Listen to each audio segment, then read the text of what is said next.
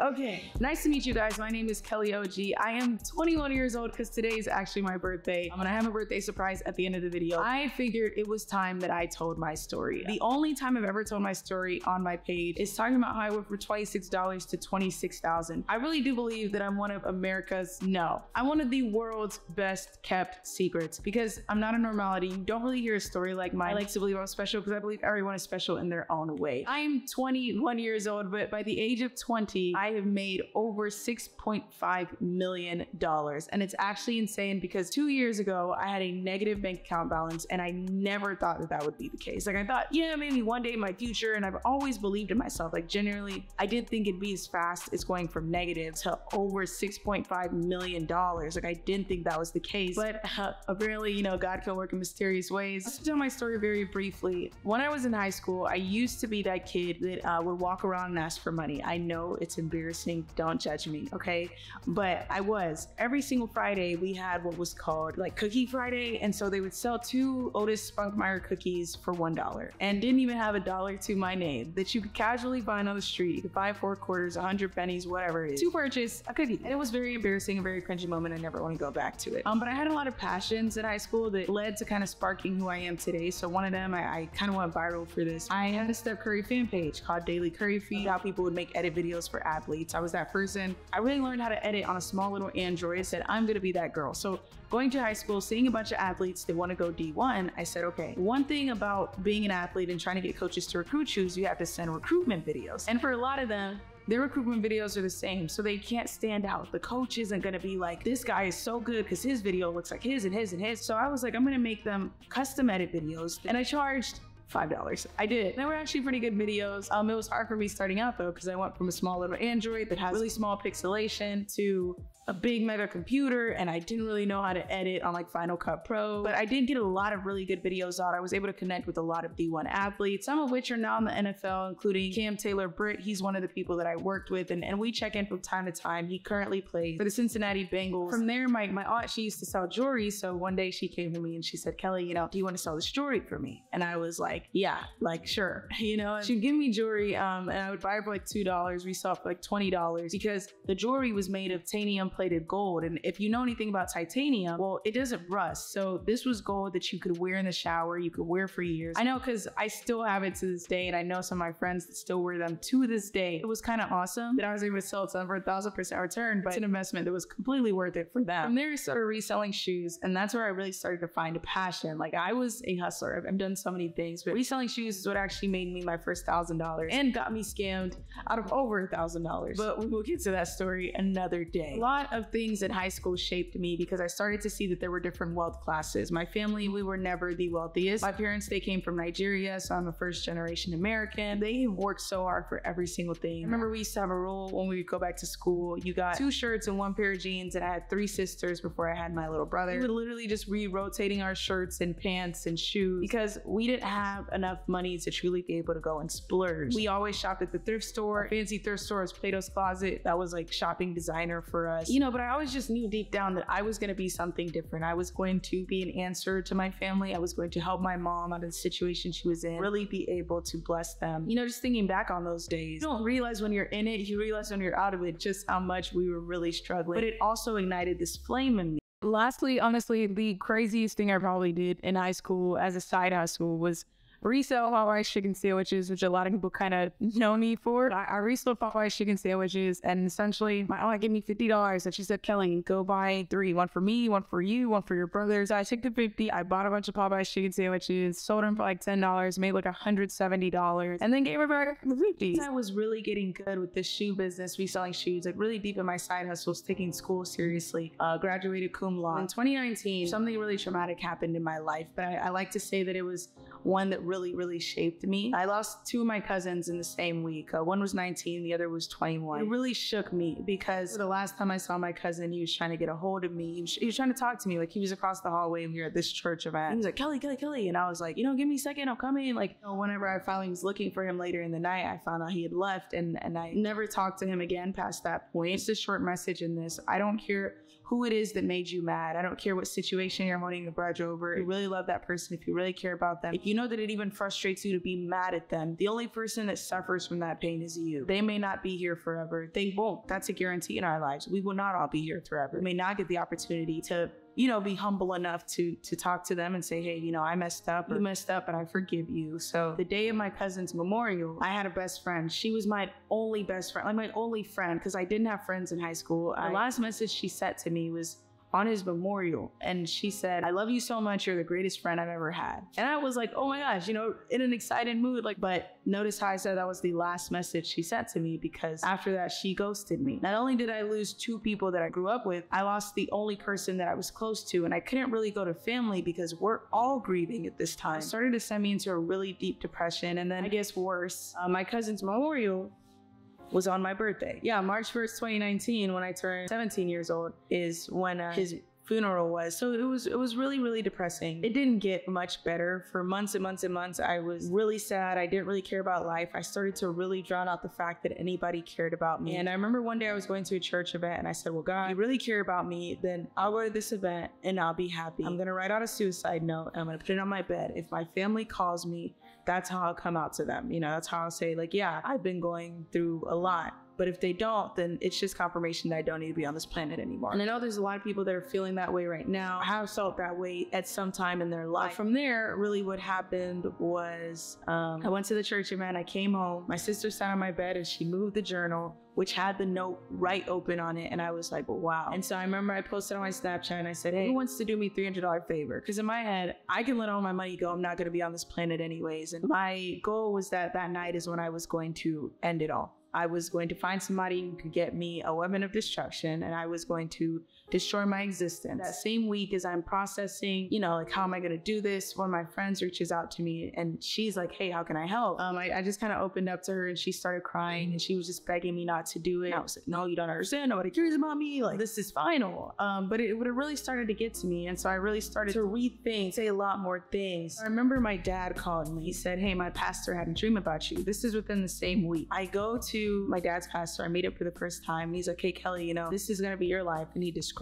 my future. And he said that all he needs you to do is serve him. Like, don't leave him. This is all that you need to do. He's going to change your life. And I'm here, like, how can I, basically, with everything that's going on right now, like, who me as Kelly Ohgee now is essentially, part of what he was saying the dream was about. And I was like, how can I, me in my fragile state that doesn't even want to be on this planet, how can I be this person that's helping all these people, that can lead these people? It's just like, okay, you know what, I'll give it a chance. I decided I was going to give life one more chance because God clearly had something for me, and he didn't have it for me, but for other people. And that's one thing that I think a lot of people should realize is your blessing may not be for you. It's because God needs to bless somebody else and he's doing it through you. And so I started to realize there may be thousands of people dependent on me succeeding because that's how they get from step 1 to step 2. What happened is, as I was in school, I was in this architecture class, limited human interaction. I just wasn't enjoying it. I was like, okay, well, I'm not going to go into the second year of architecture because I just don't like this. I'm going to do stock market class. That's what a lot of people know me for, is trading. I met this friend named Jalen, and Jalen, he did real estate and started with the landscaping business, made a lot of money doing that, and then moved to wholesaling real estate. And I remember he showed me his Robinhood account one day, and it had $500 or $5,000, but I was just like, you have so much money in high school. Like, it was a lot. And I was like, you're in high school. Like, you're doing so well in high school. He opened up my mind to see, like, the beauty of entrepreneurship and what it can really turn into. I wanted to be that person that was at the top of the food chain. I wanted to be the person that was at the top of the food chain, and I was able to provide food for everybody versus depending on somebody each and every single day for food, or being an employee that has to depend on a successful business or a boss. I wanted to be the person that could create opportunities for people. And I just felt it in my heart one day. I said, I'm meant for something greater. When I was a senior in high school, I stumbled across this thing called dropshipping. And I stumbled across it because I watched this guy on YouTube named Jay Rich tell his story of how he became a successful entrepreneur. Next video, literally the next video after that, was this guy named Beheza. These kids are both 19. How are they making $100,000 a month? And for me, from there, I said, okay, well, there's a secret to this. There's something, so let me try this dropshipping thing. And so I studied it forever. I had this routine. I would wake up at 6 a.m. every single day. And then I would make an egg sandwich. I'd do a sermon for 30 minutes, and I'd get on my laptop and I'd build out a website for 12 hours straight. I mean, all day. And I remember I started with a fitness store. I tried to do an LED light store. And then me and my friend Meech, I introduced him to drop shipping and I said, hey, I think we could be really good at this. In our drop shipping story, we started doing $1,000 a day with no ad revenue. So all we had to worry about was profit and revenue and the split that came in between. It only lasted for 4 days because of March of 2020, you know, when the global pandemic hit, I turned 18. And so I had to get a new license. All the DMVs were closed, so I couldn't even go get a new license. And so we weren't able to continue with that store for tax purposes, but it really showed me the beauty of entrepreneurship, just how possible it was to really create something. And I knew I wanted to create something that really helped people, that really allowed people to have that chance to be themselves. Started a whole bunch of drop shipping stores. Before that, I tried a social media marketing agency. Then I tried to do wholesaling real estate with my friend Jalen. None of them really fit me. One day I'm sitting in the room with 2 of my friends that had come from out of town, and I get a notification from my bank account, and it's like, hey Kelly, your account is under $25. And I was like, oh my gosh, like how is my account under $25? Like I was thinking maybe it's 23. No, I open it and it says negative $23. And I, like, my heart sunk and it dropped. I said, how am I negative $23? Like, this doesn't make any sense at all whatsoever. That's when things really got serious, because I'd always been the person in my friend group had money, even though I never really had money. I just hustled for each and every single thing that I do. It always seemed like I had money because I used to even do this thing called Free Food Friday, where every single Friday I would pick 2 people randomly on Snapchat and I would buy them food. And in my head, if I had $100 in my bank account, but I spent 60, at least I have $40 left. Like, it's okay. I remember just looking at my bank account and I was like, how did I let this happen? And I'm surrounded by people who think that I have money. And I remember they said, let's go get food. And I was like, who buying this food? Like, that was really my mindset. Who is going to buy this food that we're supposedly gonna get because I don't have money? And so I think I was just like, oh, you know, I'm not hungry. And for the next week I starved because I didn't have groceries and I didn't have any friends to even take me to the grocery store. I didn't have money to buy groceries. So I started to lose a lot of weight and I was unhealthily very skinny. But I remember just feeling this frustration. I said, God, all my life, I have chased the money. I've tried every side hustle in the books. I've always tried to be the richest, have the most, but for once, allow me to chase the knowledge. Allow me to learn something, become knowledgeable about it, and then be able to make money off of it. And coincidentally, because I was really depressed in school as well, I was really, really sad in college. I had no friends. My roommate was a 44-year-old woman because I was a freshman in off-campus housing because the dorms are full because of the global pandemic. I remember I called my mom one day and I said, you know, I need to go home. Like, please book me a flight home. I'm really frustrated out here. And I remember I just had this burning desire to make it work. I had this burning desire to really make it work, to really get something going. I begged my mom for a flight home. And when I got home, the first thing I did the second I touched down was go to the library. And I got 3 books, but one of them coincidentally was a book by Gary Vee called Crushing It. And in Crushing It, it talked about how if you do things because you genuinely want to help people, success will always follow. I started to really study the stock market and study trading because I had a friend who during quarantine was making $20,000 a day at 19. And I was like, this is insane. I started to really learn. And I said, you know what? I'm not going into this looking for a get rich quick scheme. I'm not looking into this to become rich tomorrow. I started to really visualize my future. So I started to go to luxury car dealerships. I go to $1 million open houses because I was like, this is gonna be my life one day. I have to get around it if I believe that I'm actually going to have it. From there, studied and studied and studied. I'd stay up all night, was consistently just learning the stock market. And within 2 days of not sleeping, which I wouldn't recommend to anybody, I had $50 in my Robinhood account. That was the only $50 to my name because my account was still negative. Of that $50, I took 26 because, you know, I was just like, it's a risk. It's my first trade, and that first trade actually overnight from $26 to $190, from $190 to $400. I woke up the next day like, I am going to learn to trade. I turned the $26 into $26,000 over the next 2 months and over $100,000 over the next 9 months. After I turned $26 to $3,000, I made a free group and it was called Cash Capital. And I said, hey, a lot of people are asking me to help them learn trading. I was posting my whole journey to help people because that's what Gary Vee said. Just post to help. Don't try to like charge. So it was completely free. I was on hour-long phone calls every single day trying to help people. I'm telling them, you know, like, I like this is how I learn, these are the videos I watch. And then I said, you know what, this can change so many people's lives. I turned $26 to $3,000 in 2 weeks. This can change so many people's lives. And so from there, I posted on TikTok. I made my first TikTok. I was nervous. I made a tweet. I said, this is the most out of comfort zone thing that I've ever done. But I'm gonna do it because this is not about me. This is not about what the people around me think. This is about the potential impact it can create for others. And so I posted a TikTok, and it's like God knew. And that TikTok went viral. The group went from 50 members to 7,000 in 2 days. The volume was insane. I couldn't handle it alone. So I had to start creating a team around me. And I said, hey, you know, we're gonna have to help these people. And it was hard for me because I was still learning how to trade. So I'm like, hey, I'm still learning this. So I had to create a team, people who had more experience. And then I still develop experience while helping other people. And I'm a very competitive person. I don't care how hard it is, I'm gonna learn it. I'm going to learn it while running a business to show people it's possible. The first month of opening the business, we did $20,000. And the second month, we did $100,000. So when it got too big and I had to bring on a team, you know, you have to pay for that. So I said, hey guys, we have a lot of demand. We're going to have to charge for our time. Spending more time on the business than I was on homework. I was still a college student at this time. After our $100,000 month, we became $1 million business, and it was the craziest thing to me. This was back in 2021, and I was like, this is crazy, because that same week, something I've never told people before, but God actually told me that I needed to leave school and focus on the business, because he said my impact needed to have, like, my entire energy had to go into creating that impact. And the people that I was helping, it was insane. I think at this point we'd done $65 million in profits. You know, things just went crazy. I got on YouTube, I got on Instagram, I got on Twitter, and like everything started taking off. But then I was getting busier, so I couldn't put as much time into trading. But I said, you know what? I would be willing to take a decrease on my trading so that everyone else can have an increase, so that people can have an increase in knowledge. We went from doing 50,000 a month to 100,000 a month to 200 to 300 to 400, and it just kept going crazy.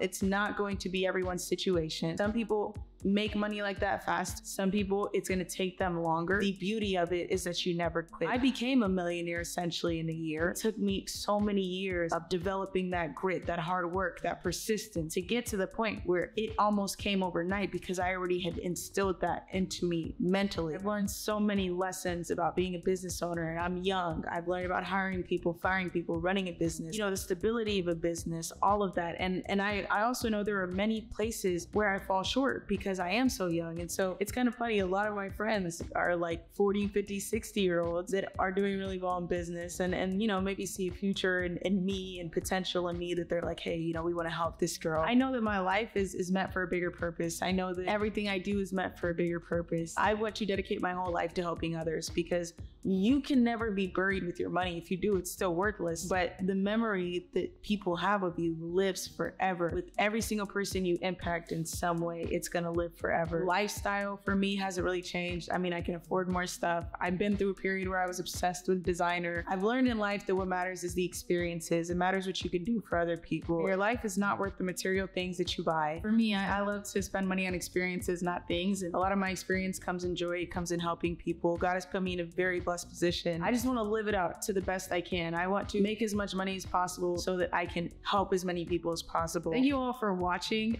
Thank you all for paying attention to me. It has been an insane journey to go from literally negative nothing to over $6.5 million to date. And you know, hopefully next year I come back, tell you I made 10 million or 20 million or a billion, you know, who knows. Happy birthday to me. I'm officially 21. If you've ever wanted to join Cash Capital, if you ever wanted to be in Cash Capital, for this week only, I am allowing people to get $1. For $1, you can have a 1 week free trial. After that, price will return to regular. You see this in 2 weeks. I'm sorry, you should have seen it earlier, but you don't want to miss it. We're awesome in there, and I'd love to have you guys. God bless you all. As always, I say a prayer before I leave for each and every single person watching this, that burning desire that they have in them, God, that inspiration, that motivation that they have in them, allow it to be worthwhile, allow it to be something that they actively work towards, that it will come to fruition, it will come to pass. All their hard work will never be in vain. God, for every single dream and goal they have, I ask that you bless and cover it, and that the blessings that you give it to me, you give to them times 10, oh Lord, because I know what you can do and I've seen what you can do, and I only ask that you do that in every single person watching this. Y'all stay blessed. God bless you. Thank you for hearing my story, caring about me, supporting me. I would not be anywhere